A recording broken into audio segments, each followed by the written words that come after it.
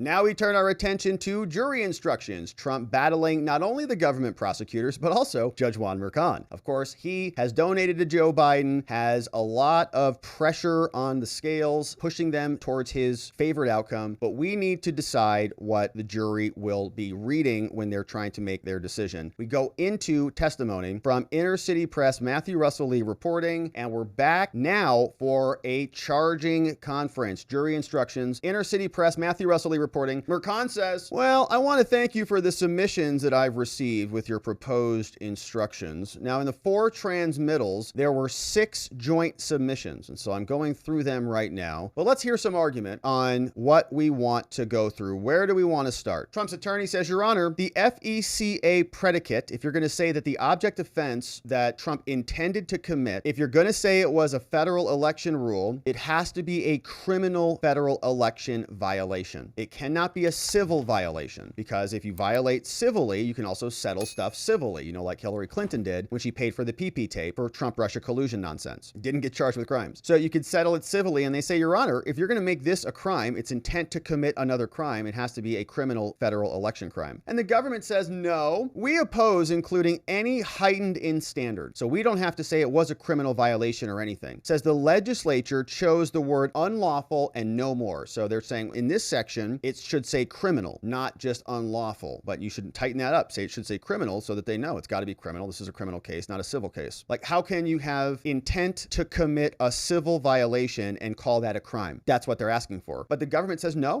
the statute only says unlawful, so we can just leave unlawful there. But Your Honor, says the defense, the case the people cite is a civil case. It's not even a criminal case. So it needs to be criminal. You can't just parlay this off onto a civil offense. Judge says, well, falsifying business records in the first degree requires another crime, is what it says to the prosecutor. Well, how do you respond to that? Well, they say conspiracy is enough, and we've made the allegation that there is a conspiracy. So that's it. One crime, conspiracy. Doesn't even have to be another crime, okay? Conspiracy to do something else. Well, Beauvais says, yeah, but there has to be a criminal object of the conspiracy. You can't just have a conspiracy to do what? To commit a crime. Not just a conspiracy to, sit out and drink lemonade on your front porch or something. It's got to have a criminal object of the conspiracy, says the defense. So that's why the federal election has to be a federal crime. You can't turn it into a criminal. The judge says, well, I'll reserve a decision on that, but I will strike the defense's language about in a 2016, a candidate could give as much as he or she wanted. Says, I don't think that's relevant to what we have here. Some language from the defense they're proposing. Trump's allowed to give as much money as he wants. He can donate 130,000, 150,000, 200 million, whatever. Defense says, well, these are issues that we would have gotten into if we would have been allowed to call our witness, Smith, but you didn't allow us to do that, Your Honor, so we can't get into that. So we should have that in the instructions since we couldn't call it out. We're back at the defense table. Trump's defense attorney, Emile Beauvais, is in the lead counsel seat. Todd Blanche is next to him. Trump is in between Blanche and Susan Nicholas. Judge Merchan says, all right, next item. Says, it is proposed here that, quote, if the payment would have been made even in the absence of candidacy, it is not a contribution. So if Trump would have done this when he was not running for office, for example, to protect his reputation or to avoid Melania finding out, then that's not a contribution. But by converse, you can also make the argument that Stormy Daniels would have never even brought this claim if he was not running for president. Only reason this came up is because of the fact that he was running for president. But that's from her, right? She just saw an opportunity. She was trying to grift off a campaign. She makes up a fake claim. It's now or never. He has to settle this or else. But my point is, Trump has other interests at play. So they're talking about that rule. The judge says, well, let me strike the phrase legitimate press function. So he says, I don't want the jurors to think that the AMI was acting out of a legitimate press function. We're not enabling, we're not endorsing what the National Enquirer was doing with this so-called catch and kill scam. Well, what about this? The government says the FEC found that AMI acted outside that exemption. And so that's why AMI had to settle with the FEC. Defense says, Your Honor, AMI had a large transaction in escrow. And so they were literally transacting. And so they settled that. And they did things for Karen McDougal in result of that. So that was a whole separate issue. They move on. Government says, Your Honor, you've already instructed the jury about Mr. Cohen's guilty plea. You can do it again, and we'd like to use the word participate. So Cohen participated in this offense. He was not convicted of this offense. Well, it says if the defense crosses the line in summation, then I can give that instruction. So if they hit Michael Cohen's guilty plea too hard and they say it was for something that it wasn't, or if they cross the line, then I'll give you your instruction. But if not, then I'll keep it as it is. And the judge continues. He says, well, I appreciate the defense's argument. Again,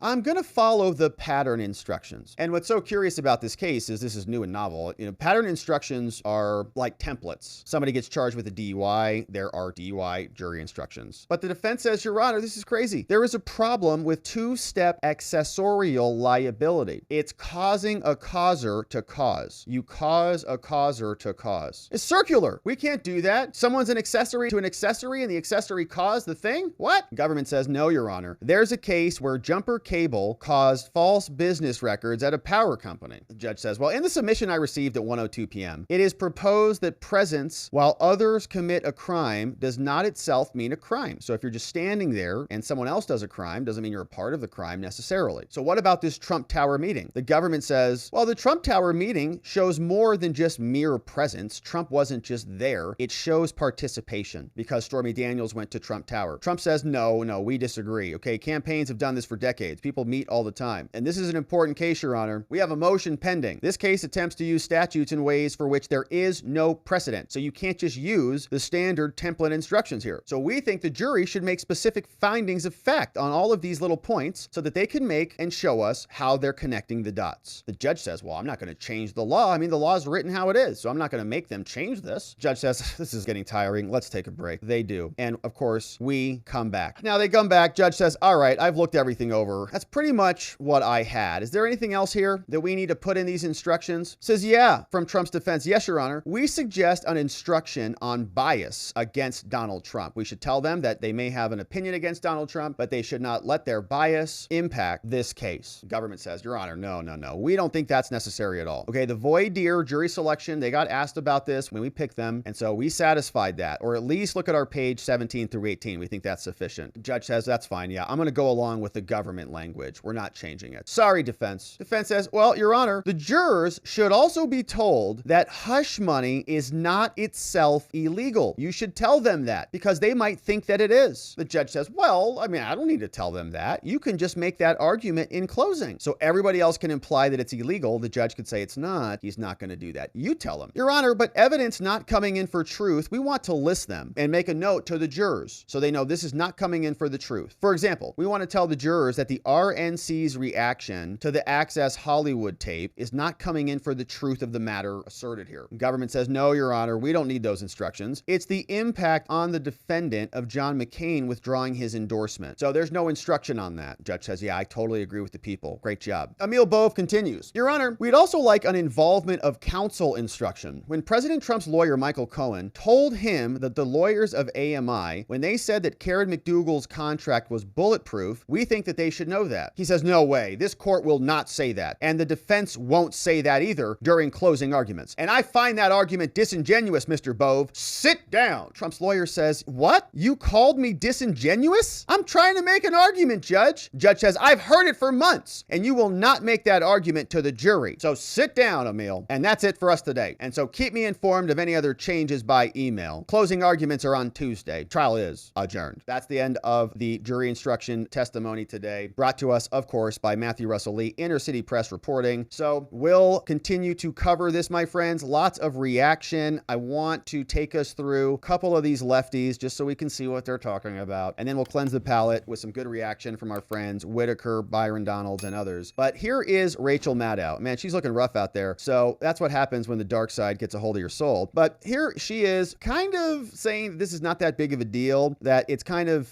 uninteresting, sprawling, not a big deal to hear Michael Cohen lying on the stand or saying he stole from the Trump organization or anything. Here's kind of looks like Michael Cohen, but it's not. It's Rachel Maddow. We'll listen about 40 seconds and then we'll just carry on. And it is thus far a splatter painting of stuff that does not connect or tell a narrative. And they don't Which is need not to the tell defense's a narrative. job. They don't need to Thanks. prove beyond a reasonable doubt any counter explanation for the events that are at issue in this case. They just need to poke holes in the prosecution's case, but they do need to hold the jury's interest and seem like they are taking up the jury's time for a reason. And there are very few moments at which I think Todd Blanche in this defense is saying a thing that seems to mean a thing to this jury. He may do the world's greatest, or the defense team may do the world's greatest summation that brings it all together in some way that's unforeseeable from this point. What? But in the moment, it is discursive, sprawling, and uninteresting. Wow, what great words there. Great words. $3 words from Rachel Maddow, stringing them together. It's like that attorney from Seinfeld. Amazing. So she is talking about discursive arguments, I guess, from the defense. Did she pay attention to the prosecution at all? We don't even know what the crime is. They are still figuring that out. So it is curious to see what she says. They also dragged out Bill Maher. I guess he left HBO for 2 minutes, and he came on with CNN. And listen to these two lecturing each other, opining, whining really, about why the Democrats didn't launch this onslaught much more quickly so that it could actually have a possibility of taking out Trump. Listen to these two. Can you believe that this is it seems like it's going to be the only trial that will go before the election? No. Well, I've been moaning and railing about that on my show. I mean, I tore Merrick Garland a new one a couple of weeks ago because I think the Democrats blew it, as they always do with this kind of stuff, because they've had 4 years. What was all the delay about? Why are we coming to the end? To time it for the election, dummy. Hello. Of course they're going to try to run out the clock, and they did. Yeah, to time it for the election. They just botched it. They're just not that good of lawyers. And honestly, there's no crime, Bill. So they're having a difficult time. They forgot about things like presidential immunity. They just got in over their skis thinking that as long as they go after Trump, the criminality will manifest itself and they'll be successful in their efforts. So we got through those two. Whew, we made it. Now let's see what some other more intelligent people have to say. Here is Matthew Whitaker, former acting attorney general for the United States, telling us what he thinks about this case. I think the jury has looked at specifically that story that he made up on direct examination, that this call happened. And then Todd Blanche did such a masterful job dismantling that there was any way that call could have happened. Because to your point, he had texted with Keith Schiller, who was President Trump's security guy, and said, I have a 14-year-old who's prank calling me. I have a call about that. The call lasted about a minute and a half. And I think Todd Blanche did an excellent job saying you could not have discussed the prank calls and then handed the phone to President Trump and discussed the details of this, what you're alleging happened. And it was just, I think, so masterful. And there's been several other places where this jury has no way they can believe what Michael Cohen's saying today is what happened. Because again, he's making it up. He's a certified Trump hater. He wants the president to be convicted. And this is the sad thing. I think this has done lasting damage to our American system of justice. If Alvin Bragg 100%. And the Manhattan DA's office are going to bring this week of a case that depended on someone as flimsy and as untrustworthy as Michael Cohen, this is just not how it's supposed to work. As a former U.S. attorney and a former prosecutor, I can tell you bring cases that are rock solid, that are through traditional grooves of prosecuting cases. You don't do weak cases like this depending on liars. You do if you have no other option. And remember, this was the worst of their cases. In fact, they had to leapfrog the other cases. This wasn't even scheduled until the J6 case got put on hold, until Fannie got caught with Nathan's hot dog, and until the Florida case got discovered that they're apparently authorizing assassination attempts of Trump when they raid Mar-a-Lago with license to kill. So we've got now Whitaker responding to this. This woman was out, and I don't think I caught her name. Let's see if it is here for us. Yes, Elvira Salazar, Congresswoman. She is from South Florida, and she was out here today explaining in Espanol what the heck this is, which of course is Marxism in America. I will get Thank you. En español, dime. En español, yes. Lo que Thank acabo de decir es que esto es un circo. This is a political circus. We are the largest minority in the country. The Hispanics. Los hispanos somos la minoría más importante en los Estados Unidos. The most important minority. Esto es un circo político que solamente se ve en This is a Cuba, political en circus. Venezuela y en Nicaragua. Only seen in Es una Cuba and vergüenza Venezuela. Que nosotros, independientemente de lo que usted piensa de Trump, si le gusta Trump, si no le gusta Trump, lo que piense de él, whatever you think of him, que en este país no se logra una lucha política en las cortes, se logra en el ballot box, en las urnas. Y por eso le estoy diciendo a los hispanos, wake up, despiértense, que lo que está pasando es marxismo. What's happening is Marxism. A este país para no tener esto, sino para que el futuro de nuestros hijos. All right, Elvira in the house. Get it. Love that one. All right, so we got Maria Elvira Salazar dropping it and lecturing the press about what is coming to America, but they're communists, so they're okay with more Marxism. And now to wrap it up, my friends, we got got Byron Donalds in the house explaining what his take is on this political weaponized prosecution. Good morning. How you doing? I'm doing well. So, doing Congressman, great, you were in the Byron. room. First of all, you're in a criminal courtroom with former president. That's surreal enough. That's never happened in American history. And then you actually hear the evidence brought by the prosecution. You quickly realize there's no case here. There's really no evidence here. And the prosecution's Alvin Bragg's, his entire case relies on the words of Michael Cohen. This thing is so ridiculous. But then you look at the judge, and the judge, you know, has donated to Joe Biden, something that the vast majority of judges do not make political contributions. This judge he has contributed to Joe Biden. His daughter works for the Democrats raising money, and they're using the trial as a basis to raise money for Democrats across the country. This is a terrible case, number one, but it's also a terrible misuse of the justice system. The judge should throw this case out. There simply is no case. Do you have a feel for where the jury is on this whole thing based on seeing it all play out firsthand? I don't really know per se, but I will tell you there's probably one, maybe two jurors on there that when Michael Cohen was getting cross-examined and his lies were beginning to be unraveled, you had a couple jurors make faces, you know, like their body language looked a little interesting. They were questioning, why are we even here? And so, you know, my hope is that you have one or two jurors who does the right thing, who realizes that there's no crime here. This is all election interference. This is a political hit job brought to us by Joe Biden, Alvin Bragg, and this crazy judge, Judge Merchan in New York. And Matthew Colangelo and the Democrats, it's all being funded by them. Millions of dollars going over to Cohen, and Cohen just continues to lie for them. So we've got jury instructions. As soon as we get those written down and out, we will be reviewing those so that we can parse through this. We have a ton of open questions. What do certain definitions mean? Do the jurors have the capability to just pick their own offense? Do they all have to agree on an offense? What are the standards? So we'll be covering this and more. We're also covering Florida case, Fannie's case, and the rest of them. So thank you for subscribing, my friends, wherever it is you're watching this. We appreciate you liking this video. Thank you so much for inviting a friend or family member to come over to our channel and check it out. We also have an amazing members only community, whether you join us on Locals or join us on YouTube. We do members only stream in the mornings. We'd love to have you join us watching thewatchers.locals.com. Links in the description below. We'll see you over there and back here on the next one.